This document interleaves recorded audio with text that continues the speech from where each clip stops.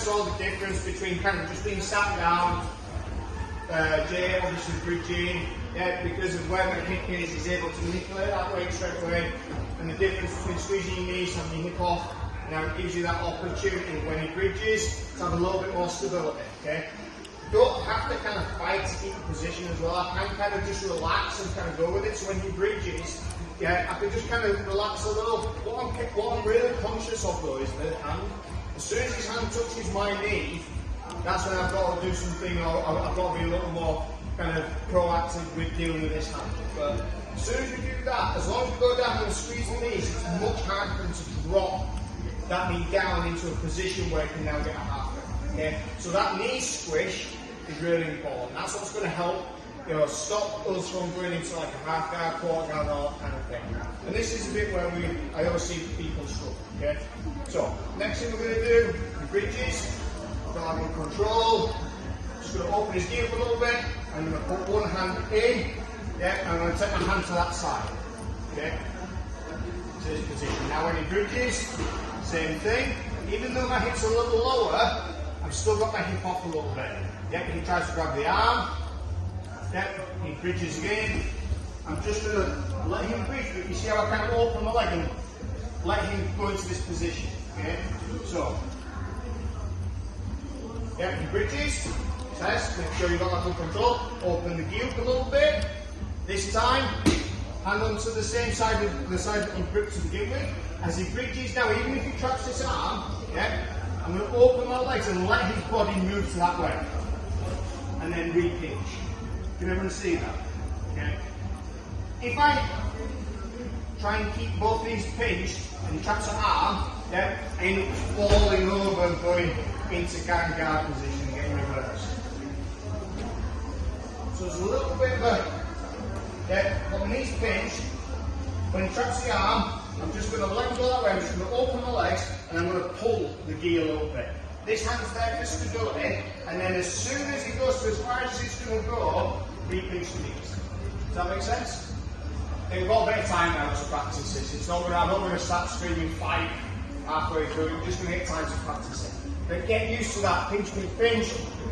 Feel that opportunity to now start opening up and taking back. Okay? Here we go. 1, 2, 3. Kind of stand on the kind of what we're trying to do and stuff. Just with the hand position. The reason why the hand's going in here, I want my knuckles kind of in line with his ear, because this is still a good choking position. We're going to come back to this pretty soon. So try to think about the hand being close enough to kind of stop the throat dartness from delivering the blood to the brain. You can't do that if the hand's too low, or even if I go too far in. Okay, so if he starts creeping around the back of the neck, I'm not going to be able to choke him, it's going to be much harder. Okay, so just want that hand kind of resting there for the first hand that goes into the gi. Okay, so again, still doing the same sort of thing, keeping my posture on the same side of the grip that I've got. He goes to trap a roll.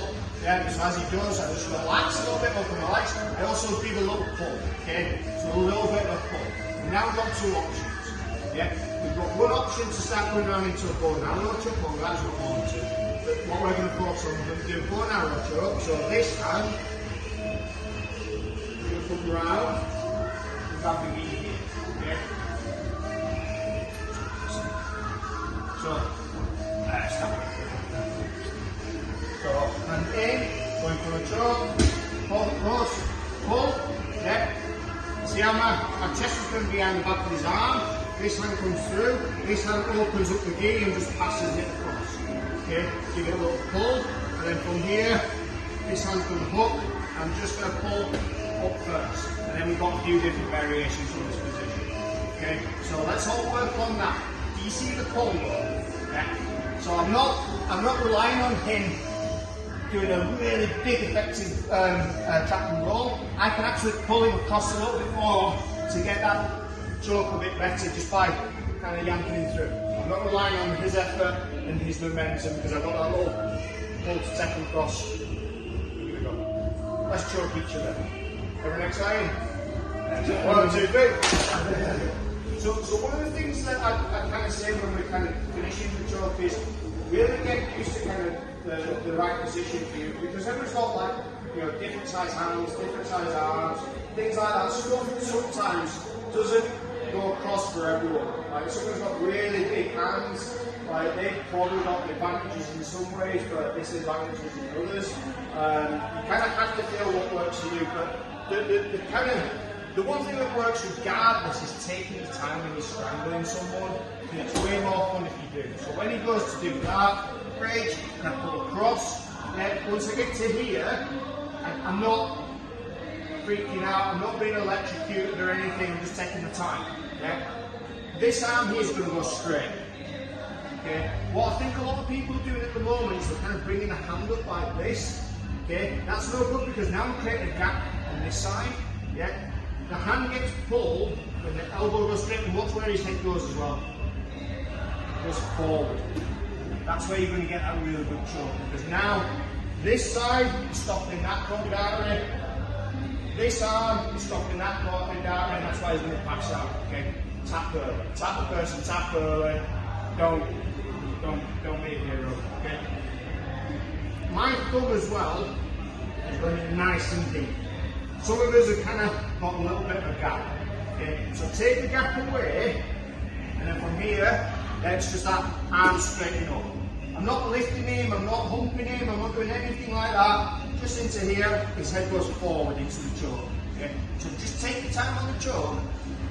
Go a little bit steadier, because when you start doing it right, it goes on a bit quicker, it's a bit meaner as well. Okay? So relax, all the hard work's done. Yeah? You're not worrying about being mounted, being flipped over. You've already started taking him over to a position where now he's giving his back up. He doesn't have any real defence. We can relax a little bit and take the time with the choke. But here, and then straighten that arm, push his head forward. Let's give that a go. 3, 1, 2, 3.